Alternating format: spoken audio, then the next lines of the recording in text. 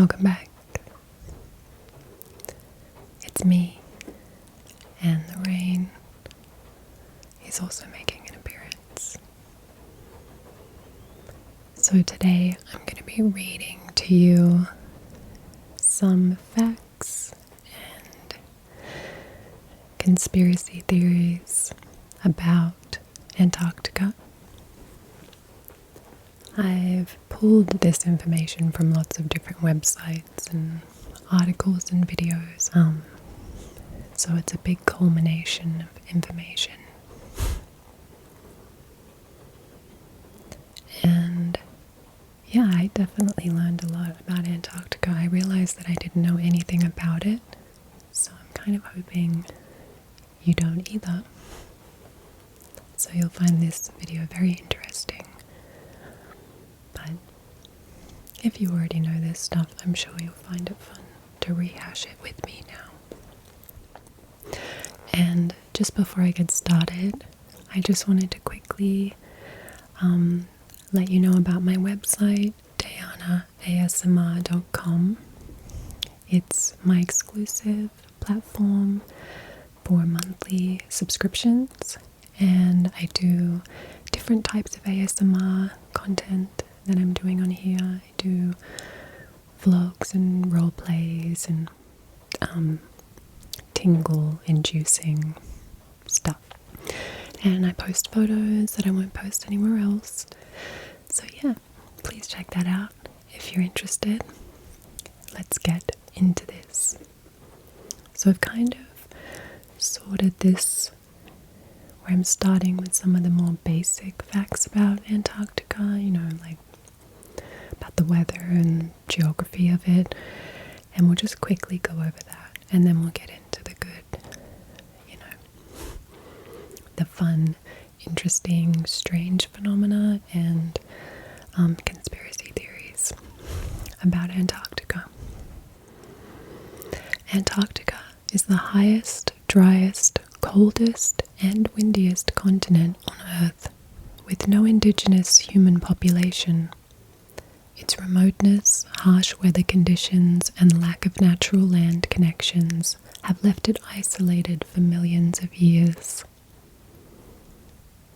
Before its first confirmed discovery in 1820, no humans had seen this icy land.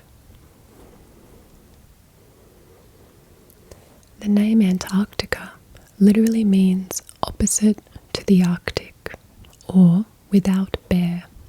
It's derived from the Greek word arctos, meaning bear, and the prefix anti, meaning opposite. Since the Arctic is associated with the constellation Ursa Major, the Great Bear, Antarctica is, therefore, the land opposite the bear. It's also the southernmost on Earth, and it's almost entirely covered by ice. It's the South Pole. Santa's from the North Pole. Antarctica is not a country, but a continent without a government or native population. It's governed by the International Antarctic Treaty System, which was established to ensure peaceful scientific research and prevent territorial disputes. 7 sovereign states, Argentina, Australia, Chile, France, New Zealand, Norway, and the United Kingdom, have made territorial claims in Antarctica. These countries have tended to place their scientific observation and study facilities within their respective claimed territories. On this map, you can see the sections that have been claimed by each country, but you can also see this unclaimed section in white on the bottom left area there. I don't really know what happens with that. Yeah, I don't know why no one's claimed it. While no one lives permanently in Antarctica, people do live there throughout the year, primarily in research stations and field camps. These individuals, including scientists and support staff, rotate in and out, with populations fluctuating seasonally. During the austral summer, I think that just means summer is in December, January. The population can reach around 5,000, while during the winter it drops to about 1,000. So how do you get there? I've often heard that you can't go there, but I don't think that's really true. I do believe it's very expensive to go there though, so that might really stop most of us, unfortunately. But Antarctica cruises typically involve both ship-based travel and shore landings. Smaller expedition ships carrying fewer than 500 passengers are permitted to land passengers using Zodiac boats, while the larger ships primarily offer scenic cruising without landings. According to tourism regulation, no more than 100 passengers are allowed ashore at a time off each boat. While most itineraries focus on the Antarctic Peninsula, some also venture to South Georgia and the Falkland Islands. Landings allow for close encounters with wildlife like penguins and seals, and exploration of research stations and historical sites. I'm also curious about the laws, like how does the law work if it's not technically a country? It's kind of interesting how they do it. But murder and other crimes are handled by the laws of the respective countries of the individuals involved, and that was determined by the Antarctic Treaty in 1959. So each person is subject to the laws of their home country, e.g. a US citizen follows a US law. But there is no unified police force or judicial system in Antarctica, so individuals accused of crimes are returned to their home countries for prosecution. That's interesting, isn't it? But what about the wildlife? The vast majority of wildlife is marine. No polar bears though, they live in the Arctic. But lots of seals, whales, penguins, and other birds and fish. There's only one insect, a small fly, mosquito type midgie thing, and it might be considered the biggest land animal there because the other animals are marine. As far as predators go, Antarctica's harsh, icy environment and the lack of a terrestrial food source have prevented the evolution of land-based predators. The majority of Antarctic wildlife has adapted to life in the ocean, making it the primary habitat for predators like orcas and sharks. Antarctica is colder than the Arctic. While both regions are icy, Antarctica's higher elevation and lack of a moderating ocean contribute to its lower temperatures. The world record for the lowest temperature was recorded at -89 degrees Celsius, which is -128 in Fahrenheit, at the Vostok Research Station. The warmest month is in January. Coastal areas experience milder weather, with summer temperatures generally reaching a maximum of 5 to 15 degrees Celsius. That's 40 to 60 Fahrenheit, with long periods of sunlight. Due to its polar position, it can stay light all day long. The amount of sunlight does vary across the continent. This is primarily due to the continent's location south of the Antarctic Circle and its varying latitudes. While much of Antarctica experiences 24-hour daylight during the summer and 24-hour darkness during the winter, the duration of these periods varies depending on how far south one is located. Storms are more frequent and severe during the winter months, particularly in the coastal regions. Coastal areas are prone to strong winds, heavy snowfall, and blizzards due to the interaction of low pressure systems and katabatic winds. I think that means like downward flowing winds, like from a mountain, or maybe like from snowy mountains. The interior of the continent, however, is a vast polar desert with very little precipitation. I think they might even be sometimes considered drier than like Africa and things like that, which is crazy. Okay, so that was just our quick introduction to Antarctica, just so we all know for sure what we're talking about, all on the same page. But I really wanted to explore some more of the strange and surprising elements of Antarctica. Things that make you wonder. So the first thing I wanted to show you were these. First thing I wanted to tell you about was this crazy.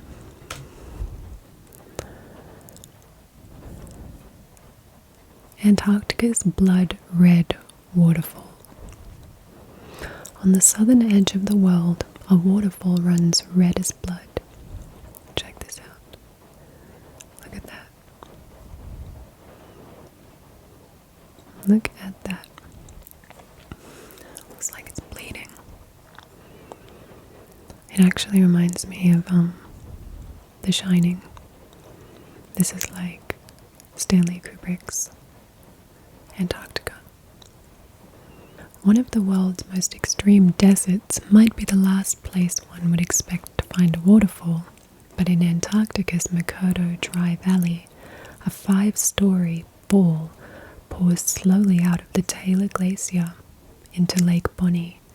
And it's not just the idea of a waterfall in the frozen world of Antarctica that's strange. The waterfall is bright red, like blood running from a cut in the glacier. Oh, that's a better picture there.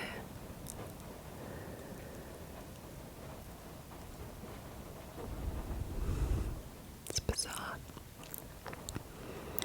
If you're squeamish, don't worry. It's not blood that lends blood falls its unique crimson hue. 5 million years ago, sea levels rose, flooding East Antarctica and forming a salty lake. Millions of years later, glaciers formed on top of the lake, cutting it off from the rest of the continent, meaning that the water in Blood Falls is something of an aqueous time capsule, preserved 400 meters underground. As the glaciers on top of the lake began to freeze, the water below became even saltier.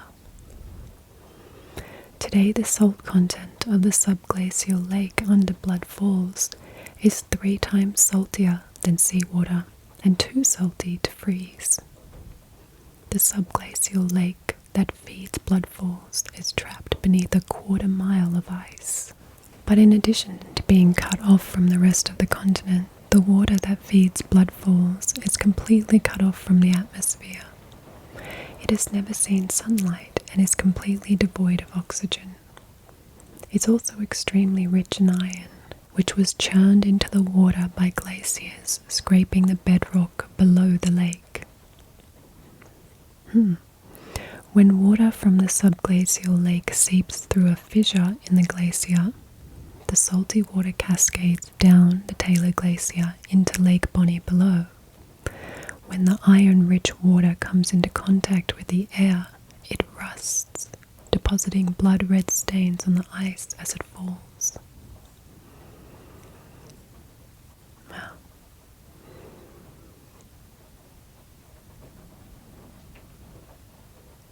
Is that the lake there, is it? I guess. Is that frozen, do you think?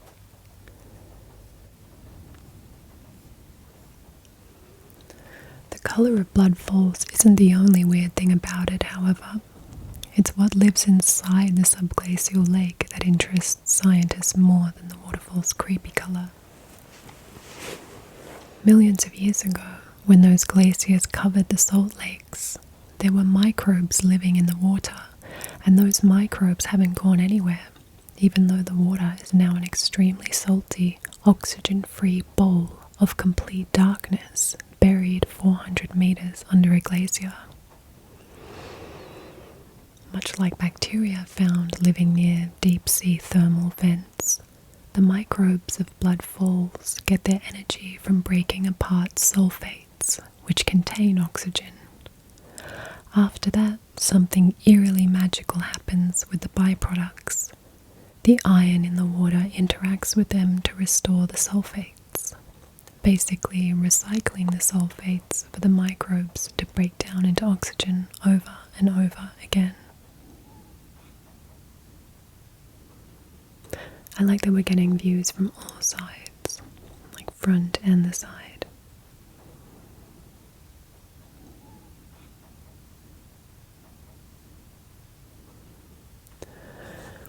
The falls and Makoto Dry Valley can only be reached by helicopter from nearby Antarctic research stations or cruise ships visiting the Ross Sea.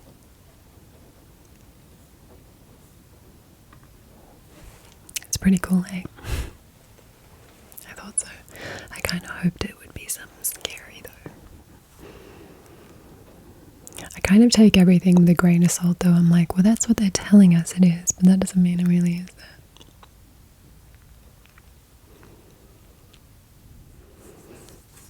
Okay, that was pretty gory. Moving away from that, in 2006, Al Gore released the documentary An Inconvenient Truth. It really helped to put climate change on the map. And then in 2007, he and some other big names like Bill Gates, people like that, organized a concert called Live Earth to raise awareness for climate change. It was a one-off event, but it happened in multiple cities around the world with different performers at each concert. It was in the USA, Australia, Italy, South Africa, just like everywhere. And there was even one in Antarctica. And I have this very short Wikipedia article about that I'll read to you. The Live Earth concert in Antarctica was held at Rothera Research Station, one in a series of Live Earth concerts that took place on July 7, 2007. This 070707 in all 7 continents. Oh. The band Nunatak, I don't actually know if that's how it's pronounced, but the band Nunatak performed as the lone act. Nunatak's performances, though performed in front of only 17 people, were broadcast all over the world. It was the first rock concert ever performed in Antarctica. Looks like they did 2 songs. How many people, and would you do it all again?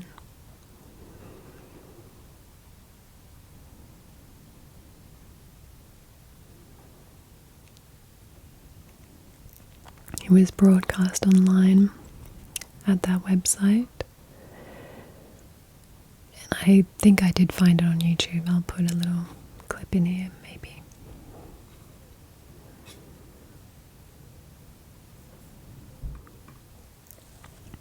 Yeah. Live Earth overall had mixed reactions. It had lots of views online, but people did speak out about the hypocrisy of, musicians flying in on their private jets to the concerts and all the trash that was left behind at the showgrounds. And also, it's just alleged, but someone did try to investigate where the profits from the ticket sales, like how they spent that money, where it went, but they couldn't get a straight response from any of the organizers. And obviously there were expenses that went into putting on these shows, but I think they were just trying to figure out if any of the money that they raised went to help the environment, because it seemed like they might have destroyed the environment a little bit, just a little bit, to raise awareness through the concert, if you know what I mean. Whatever. Millions of years ago, Antarctica was a temperate rainforest. Sediment analysis from a layer deep within the earth revealed that the dirt had first formed on land, not the ocean. It's an artist rendition. Looks lovely.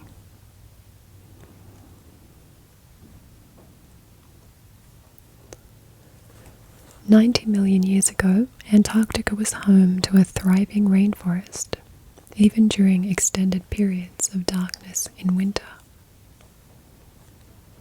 According to a paper published in Nature, the mid-Cretaceous period was one of the warmest intervals of the past 140 million years, driven by atmospheric carbon dioxide levels of around 1,000 parts per million by volume. That's in comparison to the contemporary global average, which floated around 407.4 in 2018. Still, it seems impossible that ice-covered Antarctica could have ever been anything but that. In order to find out more about the frozen continent, researchers analyzed sediment that they had obtained from nearly 100 feet underground.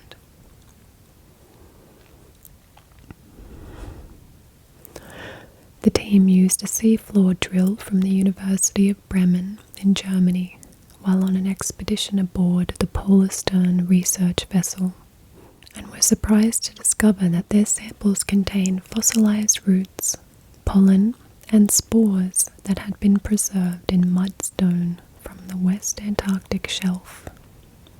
X-rays and CT scans of the sediment samples showed spectacular preservation that allowed the researchers to see individual cells and their structures.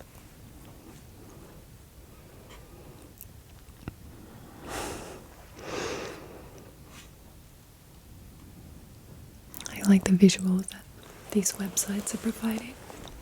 Just like the visuals of Antarctica. This is an image. Wow. God, it's so massive, isn't it?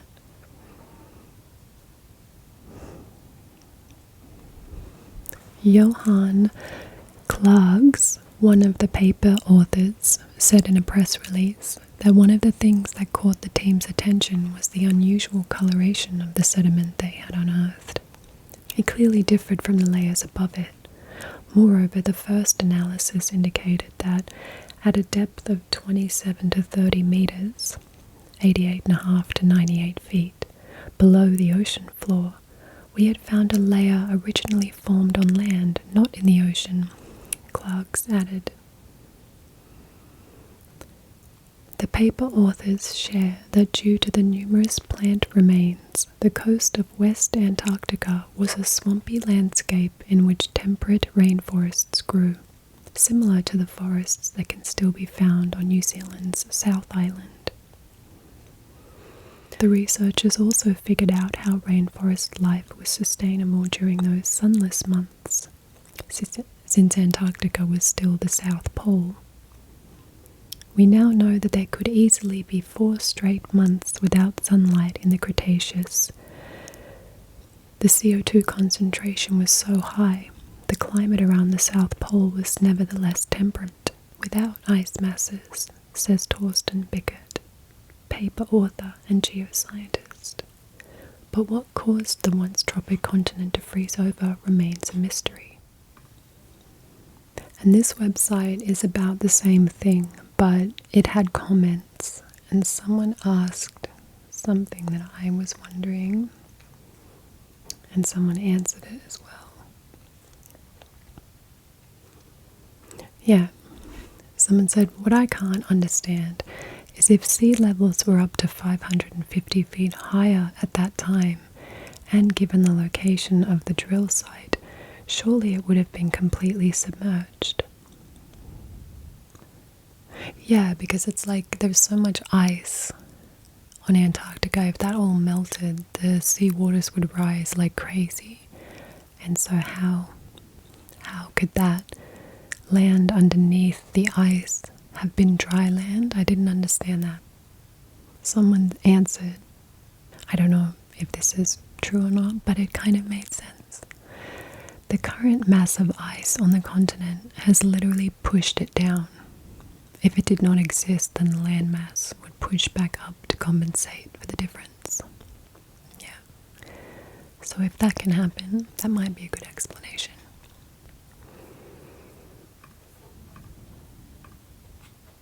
Another kind of weird thing about Antarctica that I want to mention before we get into the next sections, because they get a little bit more conspiracy theory, is the amount of blurred image sites that you find when you're just perusing on Google Maps.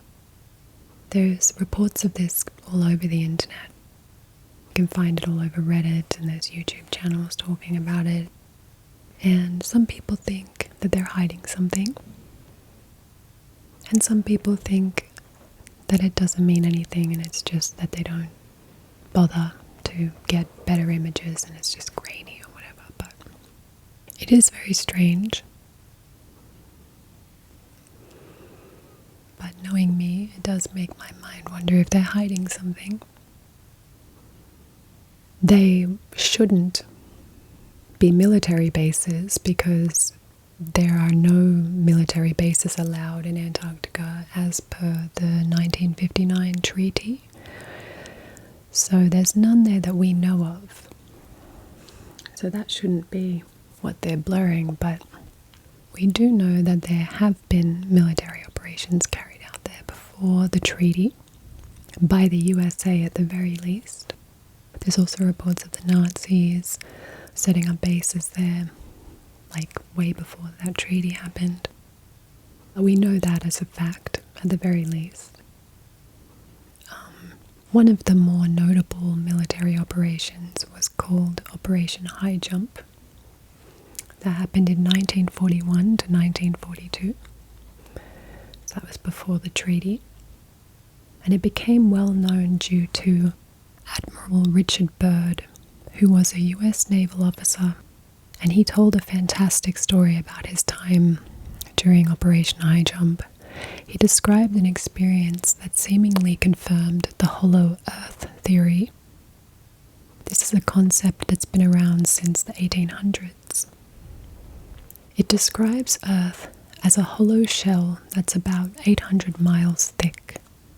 In the polar regions, like Antarctica and the Arctic, there are supposedly very large openings in the shell, 1,400 miles across, with edges that curve smoothly from the outside around to the inside.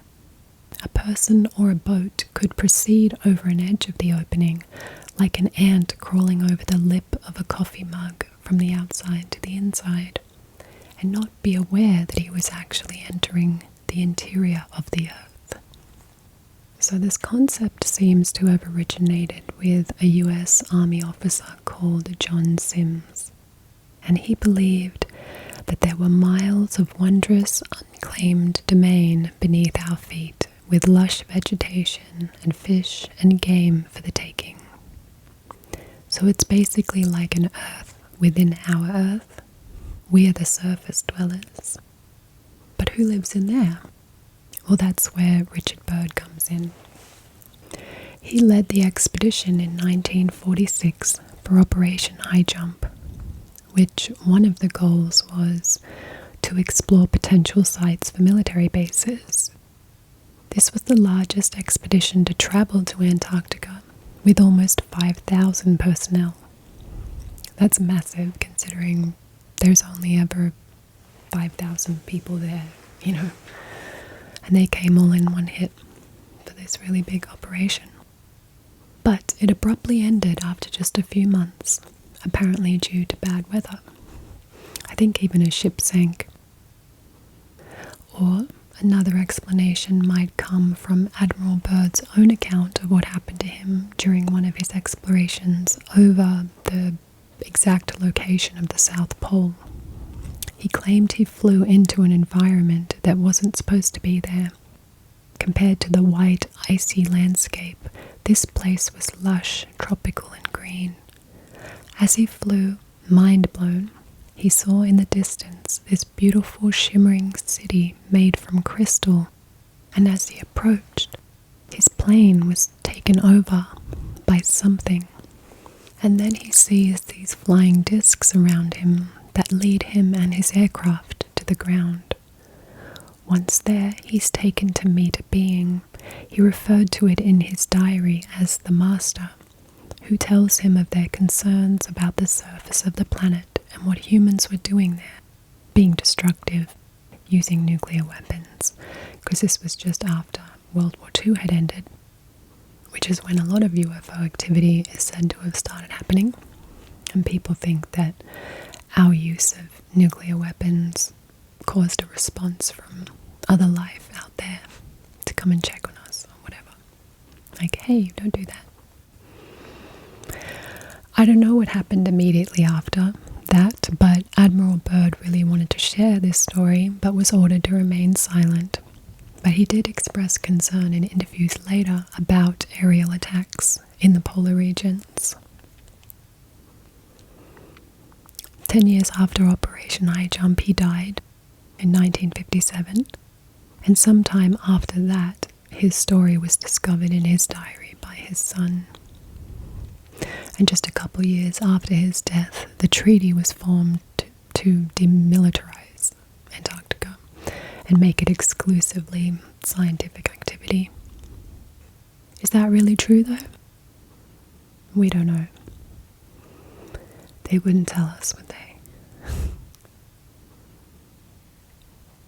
But rumors of UFO activity, unexplained strange events, and even possibly pyramids in Antarctica have circulated for years. There's a woman, Linda Moulton Howe, who's been lucky to interview multiple scientific and military personnel about weird experiences they've had there. One informant, nicknamed Brian, was a retired naval flight engineer and was part of many rescue missions in Antarctica between 1983 and 1997. The missions were fairly normal until weird things started happening. I found this on Reddit about one of them, one of his experiences. So this person on Reddit says that Brian's is one of the more bizarre, credible reports I've ever heard. Not only does this guy talk about flying over a giant, and I mean giant, hole in the ice, he also talks about an experience where he and his crew picked up a science team from a base in Antarctica. Basically, the science team had been dropped off at some remote camp, only accessible via airstrip. They were expected to periodically check in with the home base, which I guess was the closest air base, but they hadn't been heard from in 2 days. This pilot and his crew was sent out, meaning Brian, was sent out to go find out what the deal was with his science team. When they arrived at the camp, the scientists weren't there. They looked everywhere, in all the buildings, etc., but there was no sign of them. They did find the scientists' radio in perfect working order, but there were no people around.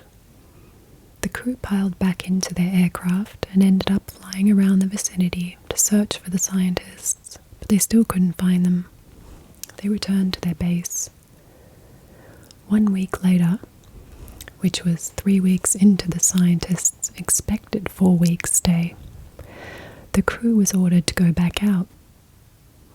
The science team had finally radioed in and indicated they were ready to be picked up.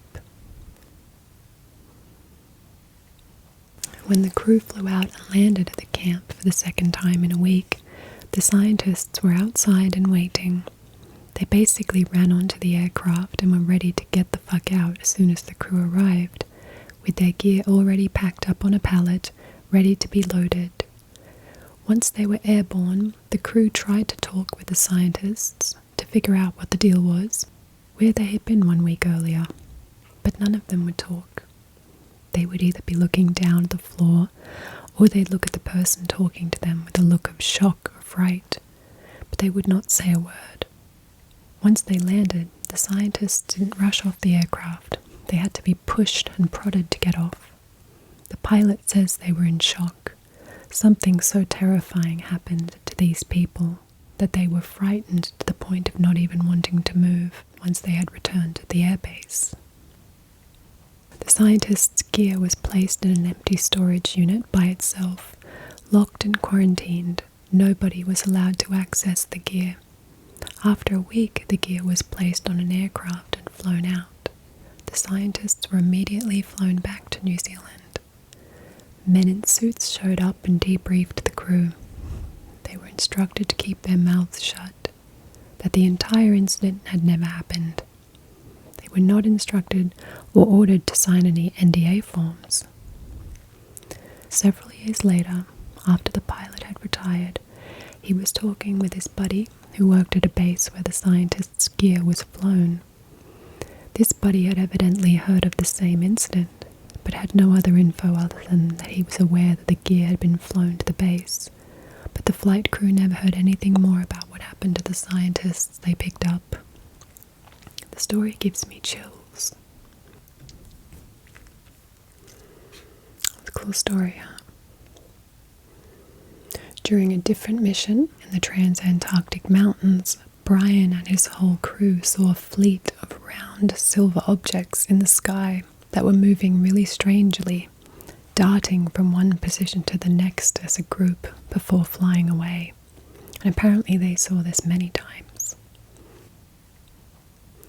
Another mission they had was a medical emergency. They were ordered to fly over a no-fly zone out of desperation. This is where they saw the massive hole in the ice below, like 200 feet wide, and their instruments weren't working properly. They were safe, but they were convinced it had something to do with that strange hole.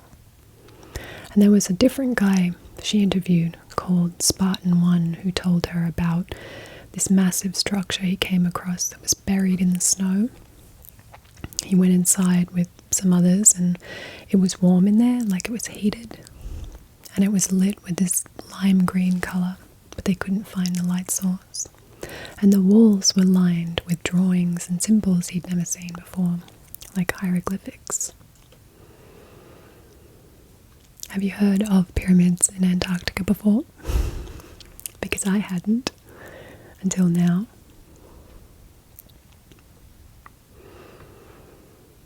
I'm going to read you this article about that.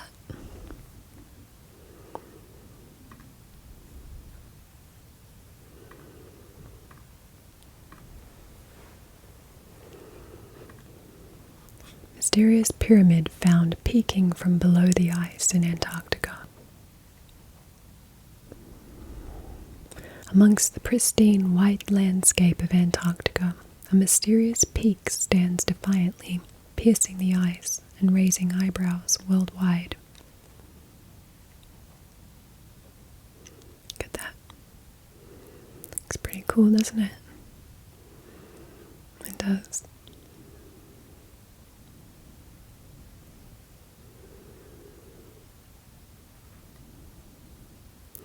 A supposed pyramid, visible under layers of dense frost at the Ellsworth mountain range, has generated a deluge of conspiracy theories, gripping the imagination of many. But as any seasoned traveller knows, not everything is as it seems. Ancient pyramids, grand, majestic, and always cloaked in mystery, have primarily been associated with places like Egypt, Sudan, Mexico, Italy, Iraq, and Peru. In these lands, pyramids bear testament to past civilizations, with their intricate designs and baffling construction methods. Thus, discovering such a structure in Antarctica is both thrilling and disconcerting. However, it's essential to discern fact from fiction. This is another image of it. I think that's from Google Earth, yeah. This is what people are seeing when they just go looking. On Google Earth, I mean. Recent Google Earth images showcasing an aerial view of the intriguing formation have intensified speculations. To To the untrained eye, this phenomenon looks like a sharp mountain, its apex jutting out from the frozen tundra. Still, could it be a creation of an ancient civilization, long lost to time, or even extraterrestrial craftsmanship? Enter the realm of geologists, the detectives of Earth's mysteries. As countless speculations swirled around social media with images and theories making the rounds, experts began weighing in on the matter. According to Professor Eric Rigno of the University of California, an expert in Earth system science, the fuss may be much ado about nothing. They always say that. This is just a mountain that looks like a pyramid, Rigno stated, aiming to allay rumours. He further elaborated, pyramid shapes are not impossible. Many peaks partially look like pyramids, but they only have 1 to 2 faces like that, rarely 4. As per geological consensus, the structure's steep pyramid-like sides result from hundreds of millions of years of erosion. Dr. Mitch Darcy, an eminent geologist at the German Research Center for Geosciences, provided further clarity, stating, the pyramid-shaped structures are located in the Ellsworth Mountains, which is a range more than 400 kilometers long, so it's no surprise there are rocky peaks cropping out above the ice. For Darcy, the rock formation's semblance to a pyramid is a mere coincidence.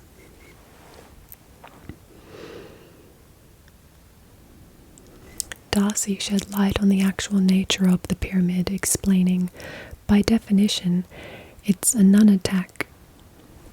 Oh, that was the same word from the band that played in Live Earth. Which is simply a peak of rock sticking out above a glacier or an ice sheet. This one has the shape of a pyramid, but that doesn't make it a human construction. It does look like a rocky mountain, and it's not like perfectly straight along there.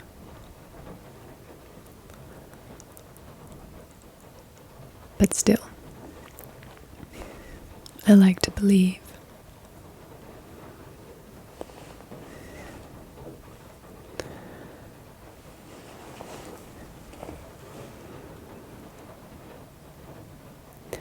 The unnamed mountain stands tall at coordinates. The unnamed mountain stands tall at these coordinates. If you want to see that. I don't know how to read that, unfortunately. Located in an area known as the Heritage Range, this vicinity is not unacquainted with historic wonders. Remarkable fossils, some dating back more than 500 million years, have been discovered here. So there could have easily been a lot of life there before us. At 4,150 feet, this pyramid might not be imposing compared to other mountains, but its enigmatic nature keeps people captivated. Maury Pelto, a professor of environmental science at Nichols College, voiced his opinion on the myriad of conspiracy theories surrounding the mountain, saying, "At least they're thinking about something." He optimistically added, "In the end, maybe they'll learn something in the process." The human mind is innately curious, continually seeking patterns and explanations for the unknown. While the Antarctic pyramid has stirred excitement and speculation, it serves as a testament to our planet's natural wonders and the intricate processes that shape them.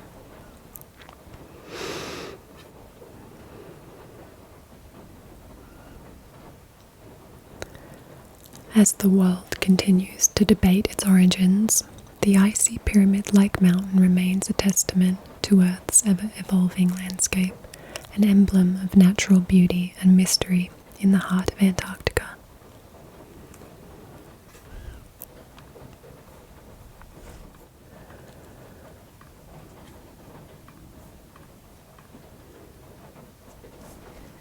Yeah, I totally understand how we see patterns like that. But when you factor in the anecdotes from the informants and whistleblowers over the years, I'm not so quick to dismiss it.